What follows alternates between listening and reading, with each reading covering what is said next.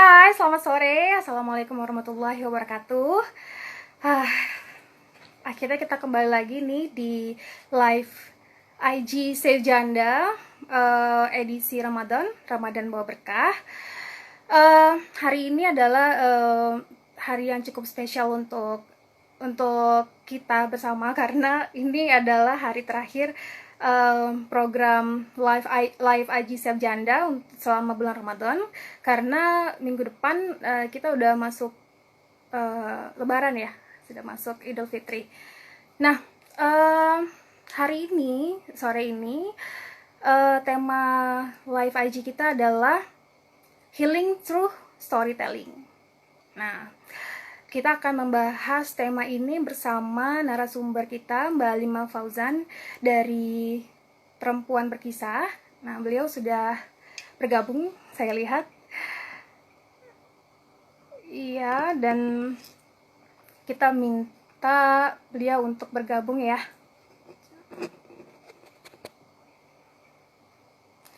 Sebentar, sepertinya belum. Oke. Mbak Alima Fauzan ini adalah founder dari Perempuan Berkisah. Ini sebuah platform IG ya, yang menerima curhatan para perempuan yang melalui media sosial.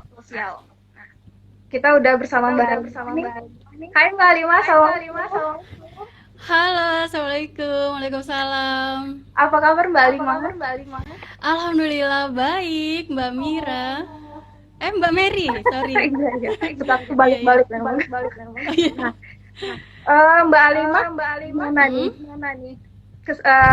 Di rumah atau di mana? Saat ini sedang di rumah bersama suami dan juga anak. Alhamdulillah. Jadi cukup taat azas ya, cukup. Karena sekarang kita lagi masa PSBB dan himbauan pemerintah memang kita didorong untuk lebih banyak stay di rumah ya, untuk memutus mata rantai penyebaran COVID-19. Iya. Di rumah ngapain aja Mbak selama masa PSBB ini? Aku sebelumnya mau ngucapin makasih dulu ya buat tim Save Janda, Mbak Mary, kemudian juga Mbak Mutiara, Mbak Mirna yang sempat di live kita juga. Kami mengucapkan banyak terima kasih karena merangkul Perempuan Berkisah untuk live ini. Dan Mbak Mary, salam kenal, kita baru pertama kali ketemu. Iya, benar. Saya senang sekali saat ini bisa mengobrol dengan Mbak Mary. Selama PSBB ya, karena bekerja dari rumah, jadi memang saat ini saya bekerja di rumah. Karena pekerjaan saya sementara koordinasi online, kemudian bikin konten, kemudian koordinasi dengan komunitas juga di luar pekerjaan ya. Di luar pekerjaan yang memang digaji secara profesional. Kemudian selebihnya bersantai dengan anak, mencoba beragam menu masakan, jadi rajin masak. Iya, nah itu tuh jadi tren juga ya Mbak, karena Iya. kebanyakan kita yang terjebak di rumah nggak tahu mau ngapain. Pada akhirnya kita ya udah belajar hal-hal baru, mulai belajar masak lagi, ada yang olahraga, ada yang belajar hobi baru. Kalau Mbak Lima masak ya. Oh iya, masak, kemudian lebih banyak ini saya explore konten-konten beragam, termasuk webinar ya, webinar juga banyak, karena bagi teman-teman aktivis khususnya, kita kan butuh informasi kebijakan terbaru seperti apa. Kemudian persoalan perempuan di beragam daerah itu di masa COVID ini bagaimana tantangannya. Itu kita dapatkan di webinar. Jadi informasi update dari beragam daerah Jawa maupun luar Jawa itu ada, jadi pertemuan rutinnya di situ. Webinar itu ya. Itu untuk followernya Perempuan Berkisah atau gimana Mbak? Jadi saya sendiri kan sebagai gender spesialis dan juga aktivis perempuan dan juga tergabung di Jaringan Indonesia Feminis. Kita ada pertemuan rutin, webinar dan juga lembaga peduli persoalan perempuan lainnya. Jadi seminggu sekali mereka akan update perkembangan kebijakan seperti apa. Persoalan perempuan apakah jadi persoalan perempuan Apakah melulu persoalan kekerasan? Ternyata tidak, terkait ketahanan pangan juga itu ada gitu. Jadi teman-teman Mbak Lima ini selain tentu saja aktif di perempuan terpisah, beliau adalah gender spesialis ya, fokus di isu gender ya, terutama isu-isu perempuan ya Mbak. Jadi kalau teman-teman nanti punya pertanyaan, boleh langsung bertanya di kolom komentar, apakah bertanya tentang proses healing sesuai dengan tema kita hari ini, atau ada yang ingin tanyakan lagi yang berhubungan dengan isu perempuan mungkin ya, bisa ya Mbak Lima ya sekalian. Bisa, nanti Mbak Mary menjawab juga bisa. Iya, kita sama-sama. Nah, ini kan menarik banget ya Mbak. Iya. Itu gender. Mbak Lima juga alumni Sunan Kalijaga, alumni Paramadina juga. Backgroundnya adalah santri nggak sih Mbak? Ada, Iya, backgroundnya pernah jadi santri. artinya perempuan muslim dan fokus ke isu perempuan. Ini Iya. motivasinya apa Mbak?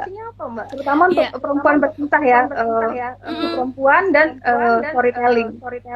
Iya. Apa tuh yang memotivasi? Oke, terima kasih Mbak Mary. Senang sekali perempuan berkisah dikasih kesempatan untuk bercerita latar belakang pembentukan atau mungkin munculnya media sosial perempuan berkisah, websitenya, bahkan sampai komunitasnya. Saya sendiri secara pribadi sebagai founder memang punya keterikatan yang intens, yang kuat terhadap persoalan perempuan.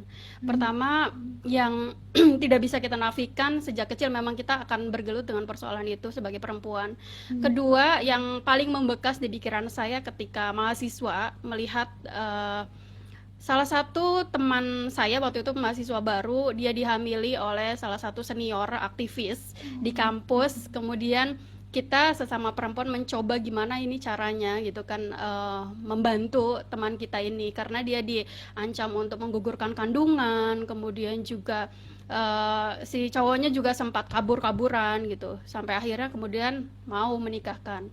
Itu di semester awal harus mengalami persoalan itu kan sangat mengerikan. Kedua memang ketiga kemudian saya tertarik isu-isu gender sejak awal, sejak mahasiswa memang.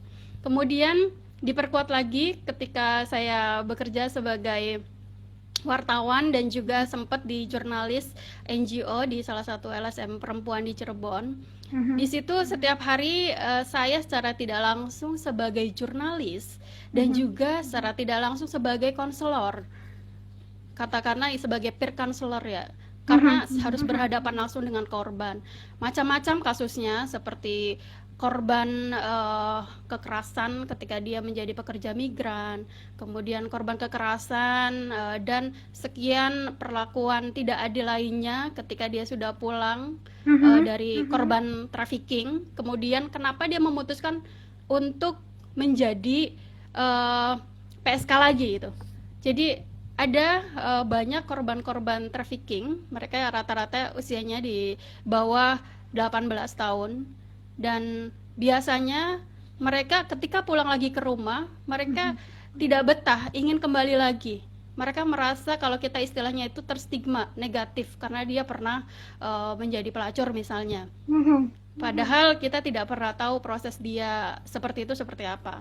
Nah, di situ saya sebagai jurnalis NGO yang berhadapan langsung mendampingi korban sampai kemudian berkolaborasi bagaimana dia mendapatkan penanganan. Kalau buruh migran bagaimana dia mendapatkan hak-haknya.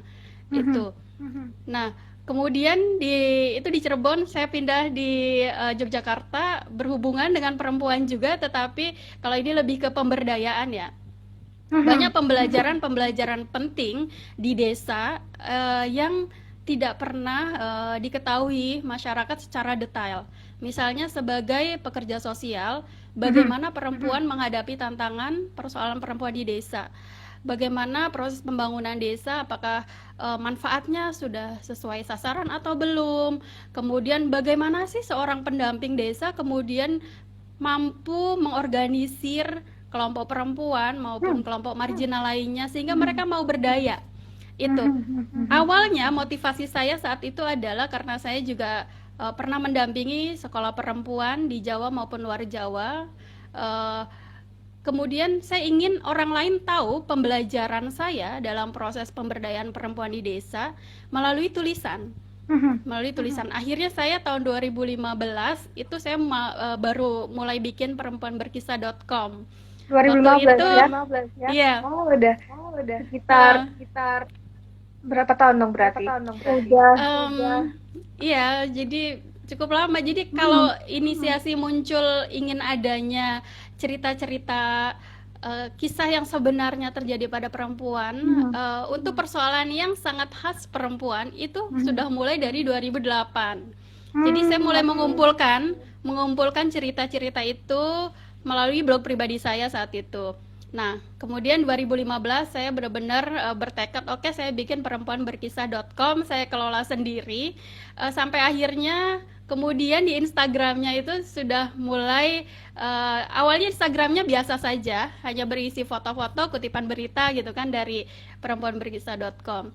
Setelah saya belajar ilustrasi yang mulai belajar dari awal banget, ilustrasi online pakai salah satu aplikasi. Di situ saya mulai coba-coba pede mempublikasikan ilustrasi saya, kemudian dikasih quote-quote gitu.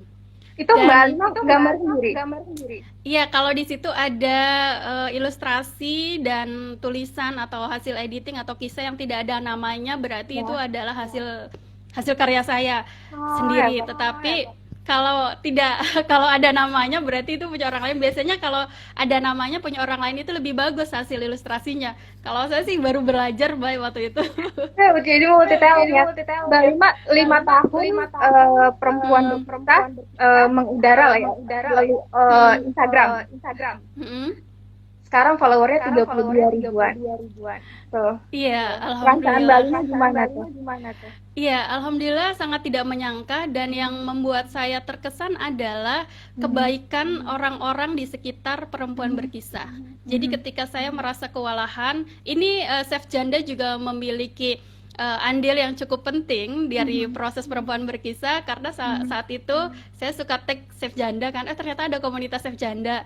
Akhirnya bersama Kamu Tiara kemudian meminta saya untuk bergabung di Chef Janda. Di situ saya tahu kalau Chef Janda itu tidak semuanya harus janda. Tetapi juga ada sosok-sosok yang itu misalnya keluarga janda atau sahabat janda atau mantan janda, dan ternyata posisi saya di sahabat janda itu kalau kata Kak Mutiara. Nah, di situ ketika saya merasa stuck, follower makin banyak, kisah setiap malam saya tangani sendiri, dan saya kewalahan, energi saya terkuras. Saya coba-coba membuka kesempatan. Sebenarnya waktu itu hanya di WA grup ya. Bisa tidak ada yang mau jadi volunteer membantu editing waktu itu. Ternyata yang muncul bukan hanya editor, tetapi juga menawarkan diri sebagai ilustrator. Saat itu dan sampai saat ini ilustrator yang menemani saya adalah Rusa Kutub atau Tria. Iya, nah kebetulan Tria sendiri sebelum gabung sebagai volunteer, dia juga sebagai sender waktu itu. Jadi tengah malam curhat kayak gitu. Gitu. Jadi ada berapa anggota tim yang perempuan berkisah, Mbak? Iya, jadi perempuan berkisah saat ini untuk tim redaksi ada sekitar 9 ya.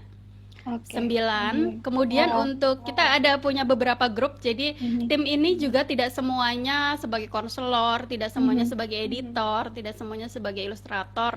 Mereka ada editor, ada konselor, ada ilustrator. Jadi kami gimana? Iya, lanjut. Nah, jadi kami membebaskan teman-teman ketika tidak siap untuk menghadapi sender atau korban, atau dalam proses konseling kita namakan konseli, maka tidak masalah posisinya sebagai sebagai editor saja, ilustrator saja. Gitu. Jadi untuk konselor ada grupnya. Sekarang kita grupnya ada beberapa grup karena konseli bertambah, dalam artian yang urgent butuh pendampingan online atau proses konseling online itu semakin bertambah. Di luar itu kita ada grup komunitas perempuan berkisah, mereka yang pernah ikut meet up di beberapa daerah. Dan ya Dan biasanya sender yang memang sangat butuh penguatan juga hadir di situ ada. Nah, ini kan cukup unik ya Mbak. Ini kayaknya suara saya kayaknya echoing ya, bergema. Iya. Nah, saya nggak tahu gimana cara mempersembahkannya, tapi mudah-mudahan bisa ditangkap ya. Iya. Storytelling. Ini kan sebenarnya klasik, tapi jarang ya Iya. kita kepikiran untuk menceritakan masalah kita Mhm. ke publik lebih luas Iya. gitu. Kita Iya. juga pertama kita bukan artis, yang kedua kita nggak punya tradisi untuk menulis cerita. Nah, ini gimana media healing bisa menjadi media storytelling ini bisa menjadi salah satu proses healing untuk orang-orang, untuk para perempuan terutama yang mengalami persoalan pelik dalam kehidupannya. Iya, Mbak Mary, terima kasih.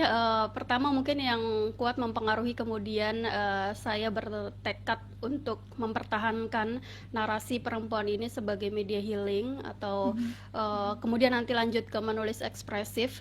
Ini karena basic saya sendiri sebagai orang komunikasi ya. Di komunikasi kita belajar bukan hanya bagaimana strategi komunikasi massa, organisasi, tapi juga interpersonal dan intrapersonal. Nah, di proses ini ketika saya menyadari saya bukan seorang psikolog, tetapi saya lekat dengan persoalan perempuan sejak saya kecil, kemudian saya remaja dan bahkan saya bekerja bergelutnya di persoalan perempuan, terus konsisten seakan tidak bosan, tapi ini justru memperkuat empati saya. Nah, kemudian bagaimana sebuah kisah atau storytelling ini menjadi sebuah media healing. Pertama kita harus memahami bahwa berkisah ini cara kita memahami diri kita sendiri, memahami hidup. Kalau kita perempuan berarti cara kita memahami diri kita sebagai perempuan. Karena dalam proses berkisah itu ada dialog diri, maka di prosesnya sebelum kita menuliskannya misalnya itu masih muncul di pikiran, itu ada semacam proses memetakan sebuah peristiwa atau kejadian yang muncul di pikiran kita. Ketika kita berhasil memetakannya, kita akan menemukan posisi kita itu ada di mana. Apakah kita sebagai korban ataukah kita sebagai pelaku. Sampai akhirnya kita menemukan kesadaran bahwa kita harus menyelesaikan persoalan kita sendiri. Kita harus mulai menjadi manusia yang utuh. Manusia yang utuh adalah manusia yang mampu mengaktualisasikan segala potensinya atau beragam potensi yang dia miliki. Tapi prosesnya tidak mudah. Kalau konteksnya perempuan berkisah, sender itu kan mengirimkan kisah. Dia mengirimkan kisah dalam kondisi kalut. Ada yang dia mengirimkan kisah beragam. Kalau kisahnya adalah kisah yang terjadi di masa lalu ya, luka batin di masa lalu, tapi traumanya masih saat ini terjadi, bisa jadi dia tulisannya masih kacau, bisa jadi tulisannya sudah cukup stabil. Tetapi kalau kejadiannya saat itu misalnya dia habis dapat kekerasan seksual dari pacarnya yang toksik misalnya, bisa jadi di saat yang sama dia sangat butuh pertolongan, dia menceritakan dalam bentuk tulisan yang itu masih tidak teratur. Karena masih di dalam situasi yang traumatik ya. Iya. Nah, ada juga pengalaman kami, dia dalam kondisi baru kecelakaan, baru mendapatkan dia baru diperkosa. Saya sulit sekali untuk menggunakan istilah lain selain diperkosa ya, artinya mendapat kekerasan seksual dari orang yang tidak dikenal. Nah, karena dia tidak berdaya, dia tidak mampu menuliskan secara runut, jangankan runut ya, untuk mengetik saja dia tidak mampu, maka dia menggunakan voice note kalau tidak salah waktu itu di WA, dan juga sebenarnya dia minta di telepon, minta saya menelpon dia mau curhat, tapi karena kondisi saya tidak memungkinkan, jadi saya minta suara dia direkam. Dari situ kemudian saya mulai memetakan kisahnya dia. Itu tidak selesai kalau konteks perempuan berkisah. Ketika sender mengirimkan kisah, itu sebenarnya hanya persoalan di permukaan yang bisa kita lihat saja. Untuk mengetahui lebih dalam lapisan kekerasan lainnya, itu perlu melalui proses konseling. Dan di perempuan berkisah memang ada beberapa konselor yang dia juga survivor. Nah, kisah dari sender itu bisa dijadikan sebagai bahan untuk dialog antara konselor dan konseli. Konseli ini dalam artian sender korbannya tadi. Nah, selama ini pendekatan kita memang pendekatan feminis ya. Pendekatan feminis lebih banyak menganalisis sisi personal dari si korban. Karena bisa jadi korban belum menyadari ada lapisan-lapisan kekerasan lain yang menimpa dirinya. Maka tugas dari konselor adalah menggali informasi itu. Tujuannya bukan untuk menasehati. Jadi konseling feminis dilakukan bukan untuk menasehati, tapi bersama-sama memberdayakan diri, mendorong si konseli agar mampu menjadi manusia seutuhnya, agar dia kembali pulih. Pulih itu juga maknanya luas. Pulih itu berarti kan kembali ke kondisi semula. Artinya dia sebenarnya punya kemampuan yang tidak dia sadari untuk kembali berdaya. Bagaimana caranya trauma itu tidak menyakiti dirinya? Pengalaman kami memang prosesnya cukup panjang. Sampai saat ini pun ada yang sampai berminggu-minggu proses konseling dengan kami. Yang terbaru adalah, ya jadi kemudian kisah kami yang kami unggah di media sosial atau Instagram itu bukan kisah yang dia kirim kisah kemudian kita capture atau kita screenshot kemudian kita suguhkan apa adanya, tidak. Karena kami edit ini pun sebenarnya tidak mengubah konteks, tidak mengubah istilah yang diungkapkan oleh si sender dan tidak menghilangkan emosinya. Karena kita hanya membantu menstrukturkan agar pembaca paham alurnya. Dan biasanya ketika mereka pertama kali mengirimkan kisah, kita ajak diskusi dulu di forum konseling itu, sehingga kita tahu akar masalahnya itu seperti apa. Dan proses konseling itu kemudian menguak beragam persoalan lain yang tidak diungkapkan di awal itu. Mbak, bercerita lewat narasi ini kan salah satu teknik aja ya Mbak. Kita biasa sih melihat orang-orang yang berada dalam tekanan sangat berat dalam hidupnya berekspresi bermacam-macam. Ada yang bikin video. Kalau yang baru-baru ini yang sedang viral ini persoalan yang pembunuhan anak ya, itu yang dilakukan oleh remaja dan ternyata juga adalah korban kekerasan seksual. Nah, ini kan kasus kekerasan yang melahirkan kekerasan sampai pembunuhan. Dan media si anak ini yang pelaku merilis tekanan yang dialami itu kan juga melalui tulisan dan gambar. Ya, jadi memang bercerita menulis, menggambar gitu, dengan tujuan untuk merilis stres itu sebenarnya sudah cukup akrab, sudah cukup banyak dilakukan oleh masyarakat. Ini dampak kan ya Mbak untuk merilis stres. Iya, makanya kan banyak penelitian ya, salah satu pengobatan yang meskipun itu sifatnya bukan painkiller ya, obat painkiller dan sebagainya, bahkan untuk penyakit-penyakit yang sifatnya fisik bukan hanya psikologis. Nah, dengan membuat storytelling atau menulis ekspresif seperti itu, baik medianya maupun gambar, kemudian tulisan, atau misalnya kalau pribadi kita sendiri ya, yang mungkin bukan masalah yang terlalu berat, bisa juga sih kita ngobrol dengan diri kita sendiri atau dialog diri. Nah, ini kalau teman-teman mungkin pernah baca hasil penelitiannya James Pennebaker, itu proses menulis ekspresif atau menarasikan sesuatu apa yang kita rasakan itu cukup ampuh untuk menyembuhkan penyakit, bahkan itu termasuk penyakit fisik.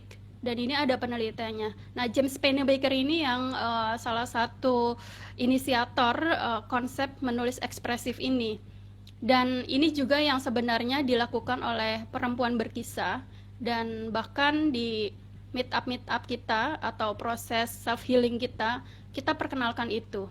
Jadi memang ada media lain seperti menggambar, kemudian meditasi, kemudian menulis ekspresif salah satunya.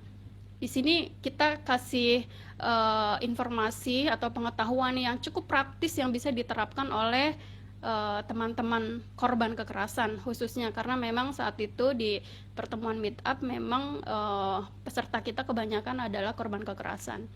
Di situ kemudian mereka mulai memetakan kalau menulis ekspresif ini bedanya apa dengan menulis biasa. Menulis ekspresif ini kita menulis dengan dua sudut pandang. Sudut pandang kita sebagai orang yang merasa tersakiti dan sudut pandang kita dari orang yang telah menyakiti kita. Nah, ini juga bukan hanya kekerasan seksual, tapi juga kekerasan-kekerasan lainnya. Seperti misalnya dalam hubungan toksik, kekerasan verbal, kemudian emosional, ada juga kekerasan ekonomi. Kemudian atau masalah fungsional family juga ya Mbak. Iya, dalam bahkan bukan hanya relasi antara laki-laki dan perempuan dalam hubungan pacaran, tetapi juga bisa dalam hubungan keluarga, ibu kepada anak perempuannya misalnya. Nah, ini kita temukan juga ada kejadiannya di teman-teman follower juga atau sender, dan dia menerapkan menulis ekspresif itu, menuliskannya dari sudut pandang dia dan juga ibunya, sampai akhirnya ditemukan bahwa ternyata ibu saya dulu juga korban toksik dari misalnya neneknya atau orang tuanya. Dan persoalan batin lainnya yang mulai dari level yang paling ringan sampai yang berat. Yang ringan itu seperti halnya kita ya, kayak Mbak Mary mungkin sakit hati sama temen yang dia diam-diam misalnya mengucapkan sesuatu di belakang kita, memfitnah kita dan sebagainya. Dia tidak tahu kalau kita sakit hati, tapi kita merasakan sakitnya misalnya. Gimana nih cara menyembuhkannya? Masalahnya ini sangat mengganggu aktivitas kita misalnya ya, karena dada itu jadi perih banget gitu loh, karena kita nggak menyangka teman kita kok seperti itu misalnya. Nah, kita bisa gunakan cara menulis ekspresif itu. Kita tuliskan apa pengetahuan kita berdasarkan fakta dan perasaan kita ya. Jadi fakta itu informasi yang kita dapatkan dari orang lain. Perasaan itu ini juga jangan sampai tertinggal, karena kalau kita tidak melibatkan perasaan maka tidak akan mampu membebaskan proses kita dalam self healing ini. Jadi menulisnya berdasarkan dua sudut pandang kita dan teman kita yang merasa menurut kita menyakiti kita, kedua berdasarkan fakta dan perasaan kita. Dan itu bisa dilakukan secara rutin berulang sampai akhirnya kemudian kita menemukan, oh ternyata kasihan banget ya teman saya itu. Jadi yang akhirnya kita ingin membenci dia, kita sakit kepada dia. Kita setelah menemukan fakta, posisi kita dan posisi dia sebagai apa, kita mengetahui fakta bahwa ternyata teman saya itu kasihan banget gitu. Dulu dia korban ibunya karena dia tidak pernah diperlakukan istimewa seperti saya misalnya. Jadi empati itu muncul. Mungkin kita tidak akan pernah menerima dia, tapi setidaknya batin kita lebih tenang. Makanya kenapa perempuan berkisah selalu mengingatkan bahwa proses memaafkan itu bukan persoalan kamu memaafkan pelaku atau pelaku dimaafkan kamu, tapi kamu maafkan dirimu sendiri. Dan mohon maaf karena saya sudah merasa sakit, teri dan lain sebagainya. Jadi memaafkan adalah bukan tentang dia. Kalau memang prosesnya sangat berat untuk memaafkan dia, jadi pikirkan diri kita. Memaafkan itu tentang diri kita. Itu yang sering kita tekankan situ. Itu poin yang bagus sekali, Mbak. Jadi proses healing itu harus mulai dengan kemaafan. Bukan hanya memaafkan orang yang telah kita, tapi kita juga harus sudah bisa berdamai dengan diri sendiri dengan memaafkan diri sendiri. Iya, itu penting sekali. Ini juga proses kita untuk self love, self acceptance. Jadi dalam dialog diri, dalam proses kita storytelling, ada proses kita menerima kondisi kita. menerima seluruh emosi. Ini yang kenapa perempuan berkisah berkali-kali mencoba untuk menggali dalam proses konseling lapisan-lapisan kekerasan apa saja yang dialami oleh korban, tetapi dia tidak merasa bahwa dia sebagai korban berlapis itu. Karena apa? Selama ini mereka tidak menyadari. Kenapa dia tidak menyadari kalau dia sebagai korban kekerasan? Karena selama ini dia mengabaikan perasaan-perasaan itu. Misalnya gini, saya kemarin misalnya saya kemarin ada teman nih laki-laki ngata-ngatain saya yang menjurus ke persoalan seksual, atau ada teman laki-laki saya yang mengganggu emosi saya, sehingga saya yang tadinya berusaha tenang, akhirnya saya menjadi emosi, pemarah, merasa tersinggung, dan stigma-stigma lainnya misalnya. Itu dalam proses konseling akhirnya akan terkuak lapisan-lapisan itu satu persatu kita ketahui, kemudian kita petakan. Setelah kita petakan, kemudian kita akan tahu di setiap tahap ini dia akan butuh penanganan pada hal apa. Tidak kemudian setiap persoalan, setiap ada kasus kita langsung rujuk ke polisi. Tidak, ke pihak berwajib. Bahkan untuk ke kantor polisi pun dia harus pulih dulu sepenuhnya secara mental emosional, dan dia juga harus tetap didampingi oleh salah satu lembaga pendampingan terhadap perempuan korban misalnya. Harus. Nah, ini itu menarik, Mbak. Jadi ada proses analisis ya terhadap kasus per kasus ini. Karena ini juga, Mbak, seringkali persoalan jadi tingkat solusinya persoalan yang kita hadapi itu ada grade-nya, ada levelnya gitu.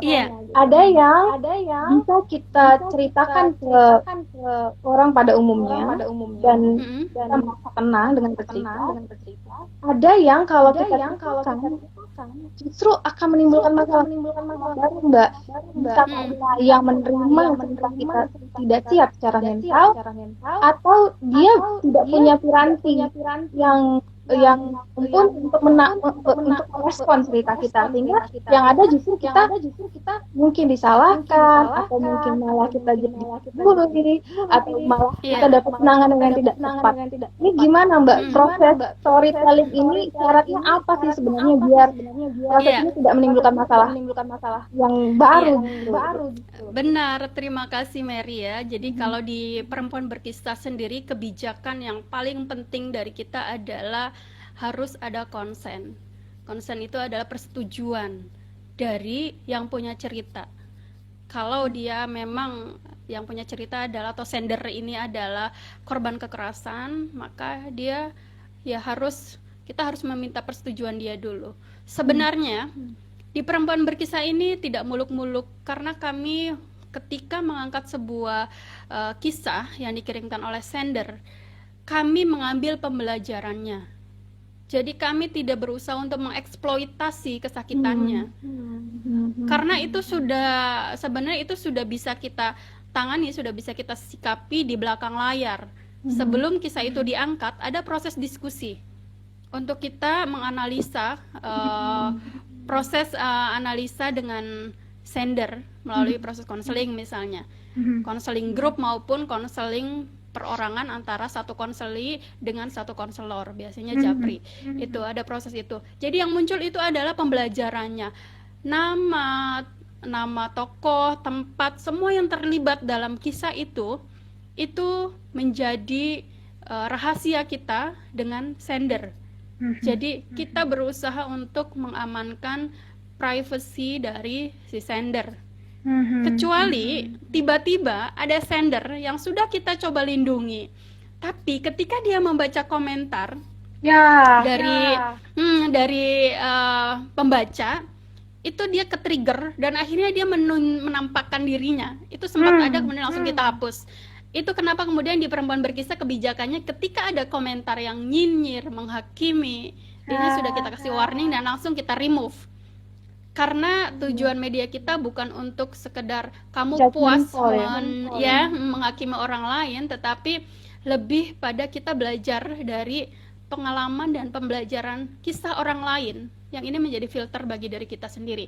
Di luar itu empati kita akan sangat meningkat dan kita terus berbagi kekuatan.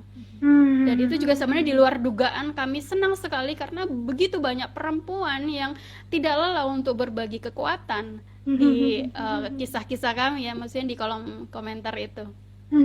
Nah, berhubungan dengan tadi membaca atau netizen yang kemudian berkomentar, bahkan mungkin bisa berespon di luar dan kita ya, bisa jadi judgmental, jadi nyalahin gendernya, atau jadi dia komentarnya malah justru men-trigger si sender, justru melihat ternyata aku salah ya, gitu ya. Semakin tambah stres ya kalau baca-baca komentar. Sebenarnya kami berusaha di setiap kolom komentar itu adalah ketika ada komentar yang menghakimi, kami langsung remove, kami langsung delete. Kemudian kami kasih konfirmasi di story sekaligus mengedukasi betapa pentingnya kita saling menguatkan, berhenti untuk menghakimi korban, karena kita tidak pernah tahu hal yang sebenarnya terjadi dari kisah dia. Dan di belakang layar japri biasanya kita diskusikan ketika dia merasa mulai tertrigger, kita kuatkan dia kembali.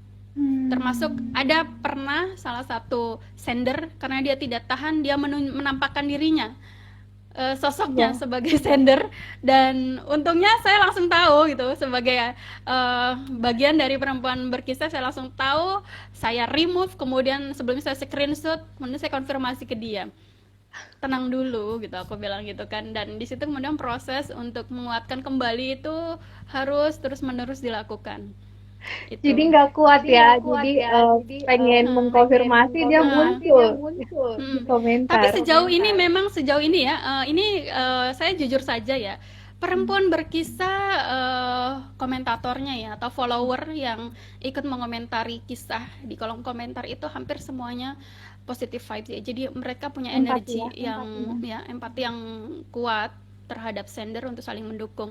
Karena biasanya sender juga niat awal untuk mengungkapkan kisahnya, meskipun dia menyembunyikan identitasnya, biasanya dia ingin mendapatkan dukungan itu dari perempuan-perempuan di luar sana maupun laki-laki ya misalnya, karena kan kami tidak private Instagram kami ya, memang silakan laki-laki perempuan bisa untuk berkomentar, karena kita biar saling mengedukasi juga. Kalau kita hanya memperkuat perempuannya saja, laki-lakinya tidak, ini kan akan berat perjuangannya ke depannya. Betul, karena kita sedang membahas persoalan perempuan, tidak boleh melepaskan perempuan dari masyarakat ya. Jadi perempuan itu adalah bagian dari masyarakat itu multi gender. Ada laki-laki, mungkin ada lainnya. Ini yang harusnya bersama ya Mbak, untuk melihat masalah perempuan sebagai masalah bagian dari masyarakat kita. Jadi bukan masalah perempuan sendiri. Iya, bahkan dalam Al-Quran juga jelas perempuan sama seperti laki-laki sebagai khalifah fil ardi, muka bumi. Jadi sama-sama punya peran, sama-sama punya peran gender, sama-sama punya kesempatan untuk mengaktualisasikan dirinya. Gitu. Tapi memang PR besar kita dan mungkin juga seumur hidup itu adalah mengedukasi masyarakat yang masih kuat dengan perspektif patriarkinya itu.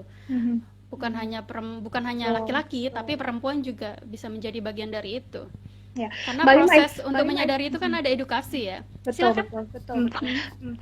Storytelling menceritakan beban batin kita itu mungkin bisa membantu sender untuk rilis stres paling tidak, rilis kecemasan dan ketakutan. Tapi apakah ada dampak juga Mbak untuk pembaca? Misalnya misalnya ini cerita terlalu traumatis, apakah trauma itu bisa menular gitu Mbak, membuat orang trauma gitu, tidak mengalami.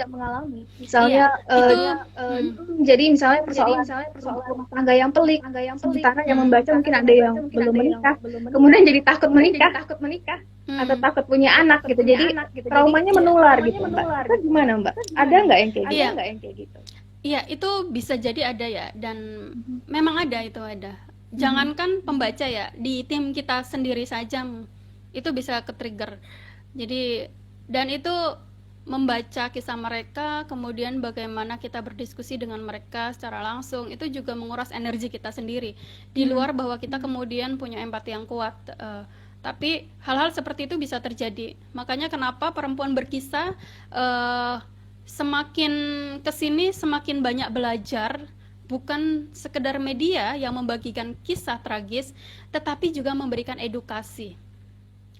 Nah, tapi untuk kisah-kisah tertentu misalnya yang akan memicu teman-teman lain membangkitkan traumanya, kita biasanya kasih warning ya, trigger warning, kemudian ada dan berharap teman-teman yang sudah memahami itu mereka tidak ikut membacanya sih. Oh, Tidak jadi ikut, ketika dia ada sudah kuat, iya, ada warning ya, ketika dia, iya, ketika dia sudah merasa kuat secara mental, biasanya mereka mau membaca. Sejauh ini ada yang curhat seperti itu, makanya kadang lucunya gini sih, mereka permisi ke kita dulu, Min, kami izin dulu ya untuk unfollow katanya. Padahal kan sebenarnya terserah ya untuk unfollow, soalnya saya merasa lelah gitu kan. Iya, aku bilang tidak apa-apa, justru sebaiknya kamu unfollow kami kalau itu berdampak pada proses traumamu akan bangkit kembali dan sebagainya. Jadi ada proses itu. Di luar itu sekarang kita makin mengurangi kisah, hanya misalnya seminggu sekali. Di luar itu kita lebih banyak konten-konten inspiratif yang memberikan tips langkah-langkah, kemudian juga quote dari para pakar. Di luar itu kita ada website perempuanberkisah.id. Ketika Instagram mengisahkan, Instagram perempuan berkisah mempublikasikan konten kisah, maka website kami berisi artikel-artikel yang membangkitkan semangat, kemudian memberikan kekuatan, memberikan perspektif yang lain di luar konten-konten Instagram perempuan berkisah. Jadi kami dan live seperti ini misalnya di perempuan berkisah yang akhir-akhir ini juga cukup konsisten dilakukan, itu juga semoga memberikan edukasi tersendiri dan kekuatan bagi para follower perempuan berkisah sebenarnya. Mbak Alima ini ada yang nanya nih dari Iya. Mbak Tasha. Pertanyaannya, menulis dengan dua sudut pandang itu gimana ya Mbak? Apakah kita memposisikan diri sebagai teman kita? Gitu. Iya, oke. Jadi menulis dengan dua sudut pandang ini selain dua sudut pandang ini yang saya tekankan juga, menulis dengan fakta dan perasaan. Kalau perasaan adalah perasaan yang kita gali, yang muncul di pikiran kita dan hati kita. Tapi kalau fakta, kita menggali informasi dari teman lain atau informan lain. Misalnya kalau tadi persoalannya tentang kita sakit hati dengan teman kita, menulis dengan dua sudut pandang itu tadi. Sudut pandang kita sebagai orang yang merasa tersakiti dengan sudut pandang orang yang menyakiti kita. Iya, itu benar, seperti itu. Dari proses menggali informasi dua sudut pandang itu, kemudian kita mulai memahami, menelusuri kenapa dia melakukan itu. Gitu. Kenapa ibu saya selalu berkata kasar kepada saya gitu misalnya. Di luar itu kita memang memberikan tips-tips agar setidaknya setiap hari dia menulis jurnal diri yang isinya adalah hal-hal positif tentang dirinya, bahwa dia memiliki potensi, bahwa dia memiliki kekuatan untuk terus dapat mengaktualisasikan dirinya, bahwa dia mampu berdaya gitu. Jadi ini untuk mengurangi dampak dari perilaku toksik yang dilakukan oleh orang tua kita maupun teman kita maupun pacar kita misalnya. Orang-orang terdekat kita. Mbak, ini masih soal dua sudut pandang. Underscore dia menulis, kita kan tidak tahu sudut pandang orang yang menyakiti kita. Jadi apakah yang kita lakukan hanya menelaah kemungkinan-kemungkinan? Iya, kemungkinan-kemungkinan, dan kemungkinan itu yakin deh pasti ada. Kenapa muncul kemungkinan itu? Karena kita kan berinteraksi dengan teman kita, dan ada sumber-sumber lain. Sampai akhirnya kita menemukan posisi kita ada di mana, dia ada di mana. Oh, ternyata teman saya misalnya yang saya bilang tadi, atau ibunya juga dulu korban. Kenapa sih dia melakukan itu? Ternyata dia pernah menjadi korban toksik orang tuanya atau neneknya misalnya. Kemudian itu berimbas kepada saya. Kemudian saya muncul rasa iba. Rasa iba ini sebagai proses awal kita mulai memaafkan orang tersebut, dan kepentingan memaafkan ini kemudian juga berpengaruh pada ketenangan batin kita. Tapi itu bukan satu-satunya solusi. Kita juga tetap bergerak untuk melakukan solusi lainnya. Seperti tadi, membuat jurnal diri, setidaknya setiap hari menulis hal-hal positif yang melekat pada diri kita, potensi-potensi yang ada di diri kita, sehingga kita tidak mudah terpengaruh seakan membenarkan apa yang dikatakan, apa yang dituduhkan orang lain atau ibu kita atau siapapun yang melakukan kekerasan terhadap kita. Gitu. Itu Ini kan kan sebenarnya seperti sugesti ya. betul. Solusinya itu memang harus disesuaikan dengan problem yang dihadapi ya.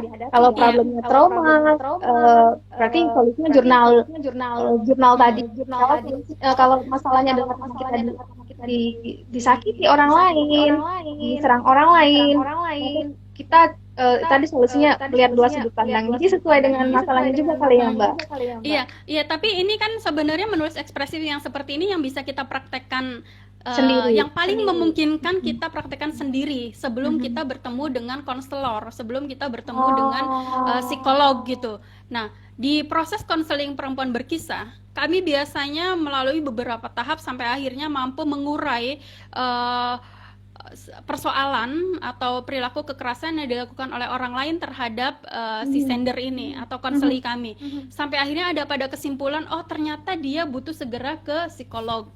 Oh ternyata dia butuh untuk pendampingan hukum. Jadi dari proses memetakan situasi persoalan sender, kemudian kita mengurai satu persatu masalahnya. Setiap masalah punya levelnya tersendiri. Setiap level itu memiliki penyelesaiannya sendiri. Jadi misalnya, oke, kita selesaikan dulu seperti kasus terbaru, dia tertular infeksi menular seksual dari laki-laki. Saya tidak mengatakan dia pacarnya karena memang relasinya bukan pacaran mereka. Jadi dia terinfeksi IMS, kemudian dia merasakan kesakitan. Sepertinya pertama kali dia mengirimkan kisahnya, itu yang terlihat hanya penyakit fisiknya saja. Tapi setelah melalui konseling dengan kita urai bentuk-bentuk kekerasan lainnya, kita menemukan bahwa oh ternyata dia juga mengalami gangguan dari sisi mentalnya atau emosionalnya. Di situ kemudian nanti kita bikin rekomendasi. Kamu coba ya nanti ke psikolog, tapi harus didampingi misalnya. Nah, dalam proses konseling ini yang terbaru nih, yang terakhir yang masih kita tangani sampai beberapa minggu setiap malam ini, dia kan posisinya di luar Jawa. Kemudian kami biasanya kolaborasi dengan salah satu lembaga yang peduli pada korban kekerasan seksual ini. Nah, kita berjejaring. Seperti saat ini kita sedang berjejaring dengan Samahita Bandung, dan orangnya ini ada di kolom komentar yang terlibat dalam. Jadi teman-teman Samahita Bandung dan kebetulan perempuan berkisah dalam menangani kasus seperti ini tidak pernah sendirian, tidak pernah mandiri. Kami tetap butuh berkolaborasi dengan teman-teman jaringan, dan itu sangat membantu. Seperti dengan jaringan-jaringan Indonesia Feminis, di sana sangat lengkap. Kapasitas mereka beragam. Ada yang lawyer, ada yang safenet ya di bagian ketika ada korban kekerasan gender berbasis online. Kemudian ada teman-teman yang memang melakukan pendampingan intens seperti yang kita lakukan. Nanti biasanya kita rekomendasikan lembaga-lembaga yang terdekat dari si konseli atau korban. Oke. Mbak, ini ada nanya nih, mungkin saya agak sedikit keluar dari topik, tapi nggak apa-apa ya. Iya. Bagaimana meningkatkan booster untuk menulis? Bagaimana meningkatkan mood gitu ya untuk menulis. Mood. Sebenarnya banyak cara ya. Ada kita mencoba membaca atau ya membaca tulisan orang lain. Jadi dalam proses kita membaca misalnya kayak novel ya, itu kan kita sambil membaca itu sambil kita berdialog dengan penulisnya secara tidak langsung. Di proses dialog itu kemudian ada proses kita melihat ke dalam diri kita, merefleksikan kehidupan kita, kejadian-kejadian kita, dan di situ kita biasanya kalau kita peka, kalau kita terus mengasah itu ada kata kunci dari sebuah peristiwa yang ternyata penting ya kita untuk menuliskan kisah kita. Membaca ini saya jadi ingat sesuatu yang ingin saya tuliskan. Di luar itu, ketika kamu ingin menulis maka tulis saja apa yang muncul di pikiranmu. Jadi kalau menulis ekspresif itu kan misalnya butuh waktu sekitar 4-3 menit. Itu pun harus rutin. Nanti kamu lengkapi lagi. Jadi setiap hari itu diolah lagi, dilengkapi lagi. Apa yang kurang di menit pertama di hari apa gitu ketika saya menuliskan ini. Saya lihat lagi tulisan saya. Ternyata kurang di bagian ini. Ternyata saya menemukan fakta lain gitu kan. Jadi ada proses itu. Jadi itu kayak semacam penyembuh, self healing kita dengan menulis ekspresif itu. Di luar jadi itu sebenarnya bukan hanya untuk mengobati ketika kita punya luka batin saja, tetapi juga sebagai kunci kualitas hidup kita di semua lini kehidupan ya, dengan menulis ekspresif itu. Proses refleksi, dialog diri itu bukan hanya dengan tujuan karena kita punya luka batin kemudian kita ingin melakukan itu. Kalau sudah terbiasa, pada akhirnya ini akan menata pikiran kita dalam menyampaikan sesuatu. Kata kunci dari James Pennebaker di ekspresi menulis ini juga adalah menata pikiran. Dengan menulis ekspresif, dengan kita tadi storytelling dalam bentuk tulisan, kita dalam proses menata pikiran kita kan ada proses pemetaan tuh. Di situ kita jadi lebih terstruktur.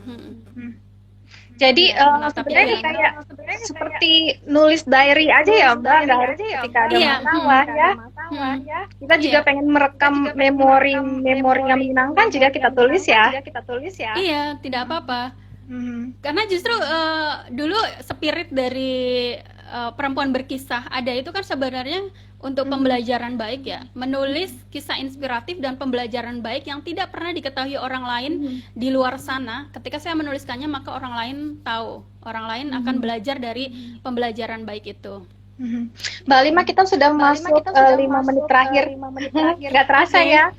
Saya mungkin pertanyaan terakhir, ini kalau Mbak Lima bisa kasih atau pesan yang bisa dibagi ke teman-teman, sahabat perempuan kita dimanapun berada, yang mungkin sekarang berada dalam situasi tidak menyenangkan ya, lebih-lebih mungkin sekarang kita semua mungkin pasti lagi stres masa pandemi ini.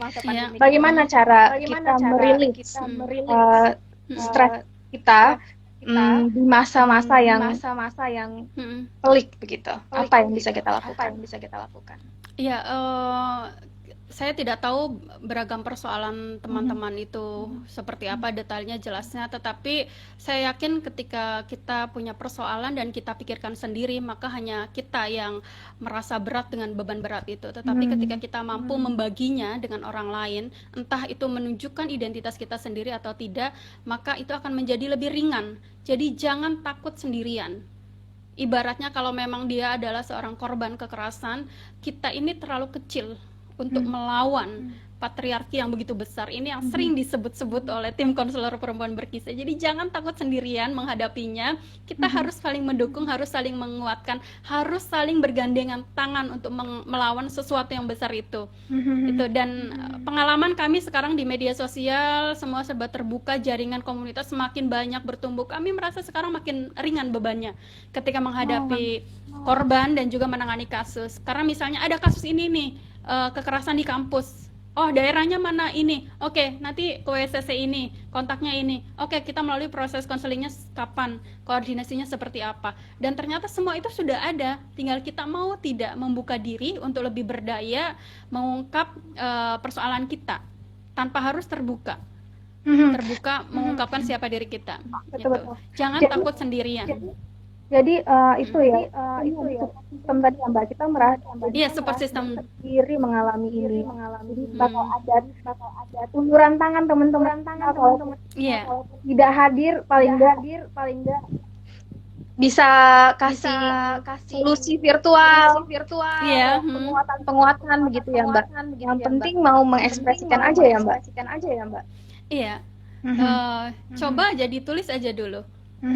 Sejauh ini sih perempuan berisa lebih banyak, bahkan kita overload ya, overload kiriman-kiriman kisah, dan mau tidak mau kami harus menyeleksi karena ada yang kisahnya itu hampir sama dengan kisah-kisah tahun sebelumnya. Ah, iya.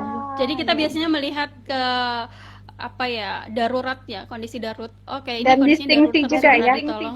Iya, Jadi nggak repetisi, nggak ngulang ya cerita yang udah lama. iya, Mhm. Mbak Alima itu pertanyaan terakhir. Nah, kita iya, ingatkan juga. Jadi Sejanda dan Perempuan Berkisah iya, ada kegiatan kolaborasi ya, open donasi iya, ya, open donasi Perempuan Berkisah dan Sejanda. Donasi dalam bentuk uang tunai yang mm, bisa disalurkan melalui rekening bank BCA iya, 2914343625. Kalau iya, detailnya bisa langsung cek di Instagram Save Janda maupun Perempuan Berkisah. Nah, ini iya, donasi ini akan disalurkan kepada perempuan korban kekerasan, janda, lansia, dan korban PHK. iya, Iya, benar kita sekali. menunggu bantuan teman-teman juga ya untuk saling Iya, support. Alhamdulillah sekarang sudah 2 hari pengumuman, sekarang sudah mulai ada yang masuk mentransfer untuk donasi Sudah ya? program kita ini. Alhamdulillah. Heeh. Alhamdulillah. Masih sampai tanggal 31 ya, jadi silakan yang belum Sampai tanggal untuk 31 ya, Mbak? melakukan donasi. Iya, 31 Mei. Ini untuk tahap pertama. Nanti kalau ternyata tidak sesuai ekspektasi, kita akan buka lagi gelombang kedua. Oke. Mbak Alima, terima kasih banyak waktunya ya.